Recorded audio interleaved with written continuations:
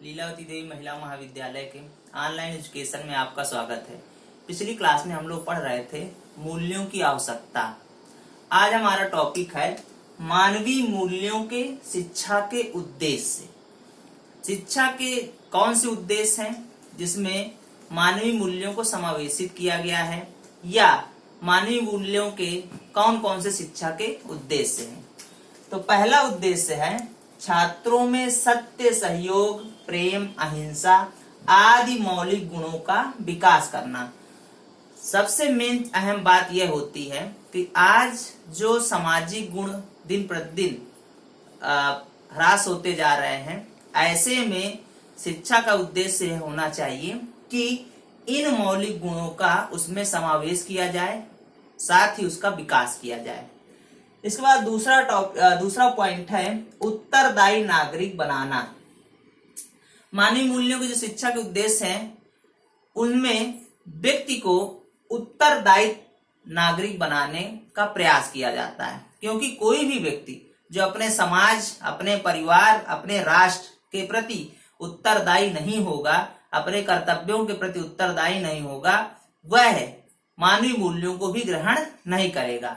इसलिए ऐसे नागरिक का हमें निर्माण करना है जो सभी उत्तरदायित्वों का निर्वहन करे।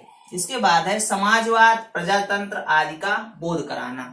मानवीय मूल्यों के शिक्षा के उद्देश्य में सबसे मेन चीज रखी जाती है कि हमें सभी व्यक्तियों को प्रजातंत्र का बोध कराना है, उन्हें समाजवाद का बोध कराना है। उन्हें यह बताना है कि किस प्रकार समाज में उनका अहम योगदान है, किस प्रकार दूसरों के अधिकारों की आपको रक्षा करना है और किस प्रकार हमको अपने अधिकारों को सुरक्षित करना है। इसके बाद है छात्रों को विचार और व्यवहार से उदार बनाना। मानवीय मूल्यों के शिक्षा के उद्देश्य यह भी निर्धारित करते हैं कि किस प्रकार हम छात्रों को विचार और व्यवहार से उदार बना सकते हैं, क्योंकि यदि व्यक्ति या छात्र उदार नहीं होगा विचारों से, व्यवहारों से, तो वह मानवीय मूल्यों ग्रहण नहीं करेगा और फिर एक अच्छे समाज की परिकल्पना हम नहीं कर सकते हैं। इसके बाद है आत्म उत्थान के लिए प्रेरित करना। मानवीय मूल्यों की शिक्षा का उद्देश्य है कि हम छात्र को आत्म उत्थान के लिए प्रेरित करें, वह अपनी उन्नति कर सके और वह क्या है, उसका उद्देश्य क्या है, उसके लक्ष्य क्या है, वह उनको प्राप्त कर सके। इसके बाद है वांछित गुणों का विकास करना। मानवीय मूल्यों की शिक्षा के उद्देश्य में निर्धारित किया जाता है कि जो भी वांछित गुण है जो एक मनुष्य में होने चाहिए, एक छात्र में होने चाहिए, उनका हम विकास करें, किसी प्रकार से छात्र में उसको समावेशित करें।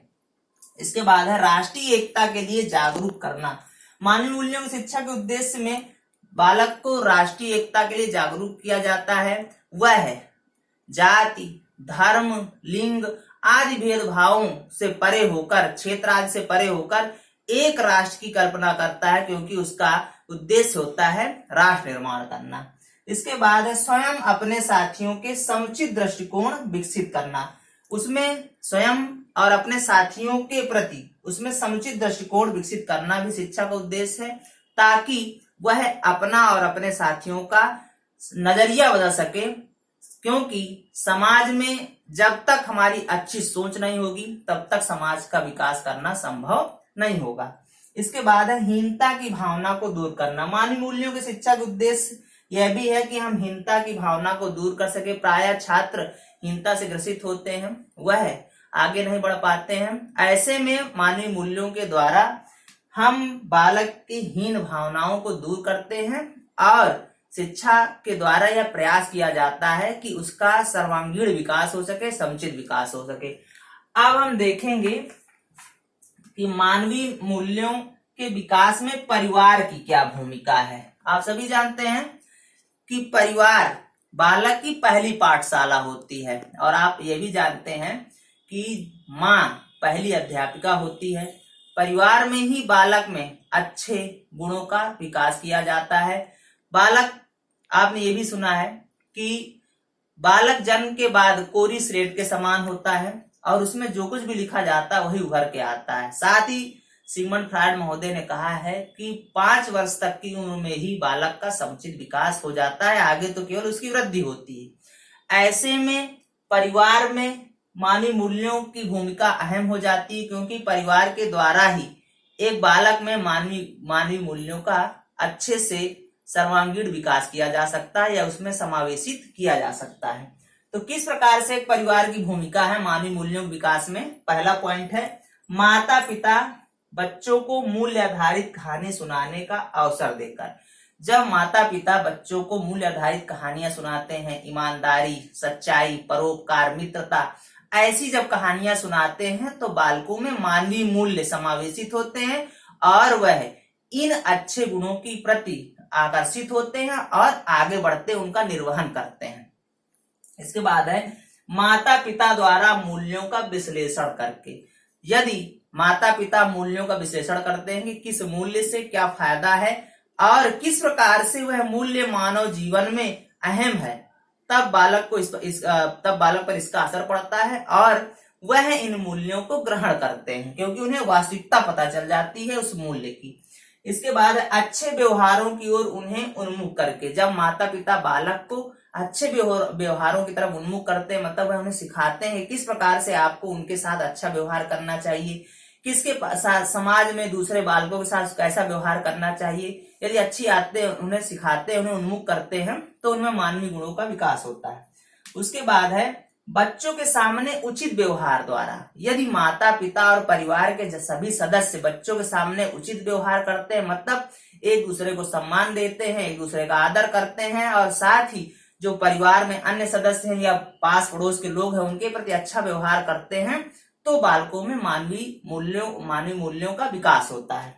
इसके बाद है, उचित हस्तक्षेप द्वारा। यदि माता पिता द्वारा बालकों में उचित हस्तक्षेप किया जाता है तब भी उनमें मानवीय मूल्यों का विकास होता है, क्योंकि आप सभी जानते हैं कि अच्छी आदत तो सीखने में समय लगता है लेकिन गलत आदत सीखने में समय नहीं लगता। ऐसे में यदि बालक का उचित हस्तक्षेप नहीं किया जाएगा तो वह गलत दिशा में मुड़ जाएगा। ऐसे में उचित हस्तक्षेप की जरूर आवश्यकता है। इसके साथ है, उचित व्यवहार पर पुरस्कार देकर। यदि बालक उचित व्यवहार करता है और आप चाहते हैं कि यह व्यवहार इसमें लंबे समय तक रहे या आजीवन रहे, तो आपको करना क्या है कि समय समय पर आप उसे पुरस्कार देंगे। यदि परिवार में इस प्रकार का माहौल क्रिएट किया जाता है तो उनमें मानवीय मूल्यों का विकास होता है। इसके बाद है, उचित वातावरण प्रदान करना। यदि परिवार का वातावरण उचित है, परिवार में अच्छा वातावरण है, मानवीय मूल्यों से परिपूर्ण वातावरण है, तो बालकों में मानवीय मूल्यों का विकास होता है। इसके बाद है, मूल्यों के उपहास पर रोक लगाकर। यदि कोई व्यक्ति किसी मूल्यों पर परिहास करता है या परिवार में कोई व्यक्ति किसी मानवीय मूल्य का उपहास करता है तो ऐसे में उस पर रोक लगाना है, क्योंकि यदि बालक में इस प्रकार की भावना आएगी तो वह भी उन मूल्यों का परिहास करेगा। इसलिए आवश्यक है कि परिवार में किसी मूल्य का परिहास न किया जाए। इसके बाद है, बच्चों को कुसंगति से बचाकर। आप सभी जानते हैं कि बालक अच्छे गुण तो सीखते हैं, अच्छे गुणों के साथ साथ वह गलत या बुरे गुण भी सीख लेते हैं। ऐसे में उन्हें कुसंगति से बचाना है। यदि बालक कुसंगति कर रहा है, ऐसे बालकों के साथ रह रहा है जो गंदी आदतें रखते हैं, तो उनसे बालकों को दूर करना है, क्योंकि बालक को नहीं पता होता क्या सही है क्या गलत है। इसलिए माता पिता का यह कर्तव्य है कि वह बालक को सही राह प्रदान करे। इसके बाद है, मूल्यों के प्रति आस्थावान बनाकर। प्रायः यदि परिवार में मूल्यों के प्रति आस्था नहीं होती है या उनके विचार मूल्यों के प्रति अच्छे नहीं होते हैं तो बालक में भी वैसे व्यवहार आते हैं। ऐसे में माता पिता और परिवार के अन्य सदस्यों को मूल्यों के प्रति आस्थावान बनने की जरूरत है, तभी जाके छात्र में मानवीय मूल्यों का विकास अच्छे से हो सकता है। इस प्रकार से हम कह सकते हैं कि परिवार की अहम भूमिका है मानवीय मूल्यों के विकास में। परिवार ही बालक में मानवीय मूल्यों का विकास अच्छे से कर सकता है और उन्हें उनमें संरक्षित कर सकता है। तो आज के लिए इतना ही। अगली क्लास में हम लोग पढ़ेंगे अंतरराष्ट्रीय सद्भावना। धन्यवाद।